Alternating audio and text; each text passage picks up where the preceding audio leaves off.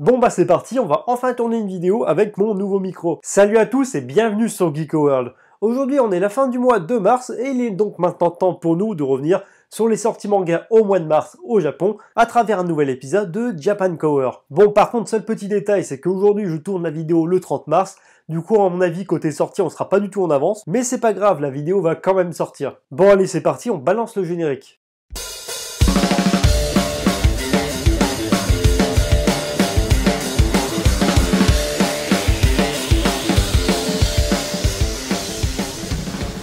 Alors comme d'habitude, on commence cette vidéo avec les présentations des couvertures des mangas parus chez Shueisha au mois de mars 2019 au Japon. Alors je me décale un peu pour que vous puissiez voir au mieux les couvertures sur le côté. Et on commence directement avec la première couverture, donc le premier volume de Chainsaw Man, qui est un nouveau manga issu du Weekly Shonen Jump et qui est d'ailleurs actuellement prépublié dans le magazine. Alors c'est vrai que je vous avoue que je ne sais pas du tout si le manga va continuer sa prépublication très longtemps vu les résultats des ventes.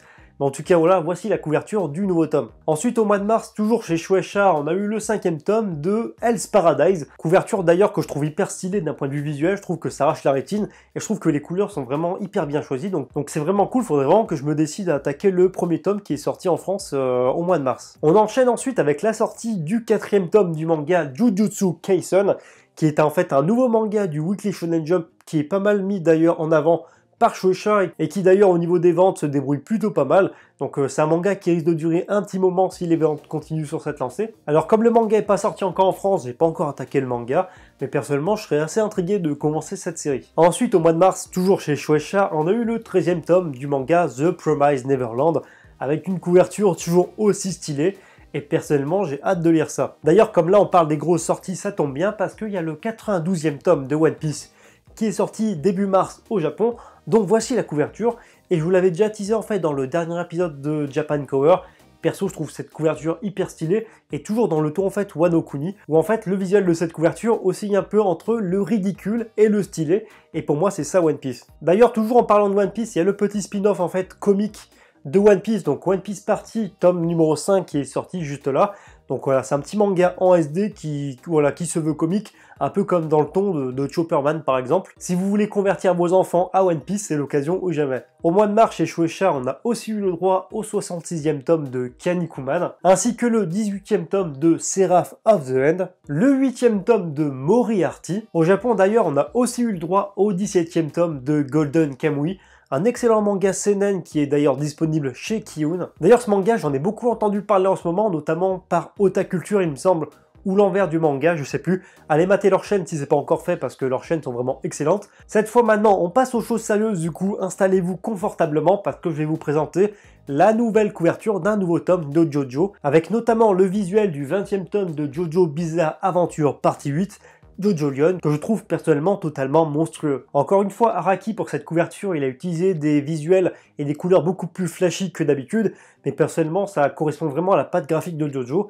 et je suis vraiment hyper fan de cette couverture. Ensuite, toujours chez Shueisha, on a eu le 2e tome, donc la sortie du 2e tome de Noisy de Tetsuya Tsutsui, qui est disponible lui aussi en France chez Kiun. Et enfin, pour finir avec les sorties manga chez Shueisha au mois de mars, on a eu le 20e tome de Rikudo, qui est toujours aussi stylé visuellement je trouve au niveau de ses couvertures, ainsi que le 2e tome du manga Tokyo Ghoul Re Zaki, qui est en fait un databook. Si je dis une connerie, n'hésitez pas à me corriger, mais en tout cas voici la couverture que je trouve hyper stylée. Alors voilà donc en ce qui concerne les sorties manga chez Shueisha pour le mois de mars, et maintenant on va parler des sorties manga chez Kodansha, qui est en fait l'éditeur numéro 2 au Japon. Alors le 6 mars chez Kodansha au Japon, on a eu le droit au 6e tome de Basilic. Alors toujours le 6 mars, cette fois, on a eu le droit au 2e tome de Fairy Tail Android Air Quest, la suite directe de Fairy Tail. Le 15 mars au Japon, on a eu le droit au 124e tome de Hajime no Ippo. Visuellement, que dire à part que c'est simple et efficace. Le 22 mars, on a eu le droit au 35e tome de Space Brother. Ensuite, maintenant, on passe à l'éditeur Shogakukan qui a eu le droit à 2 grosses sorties au mois de mars.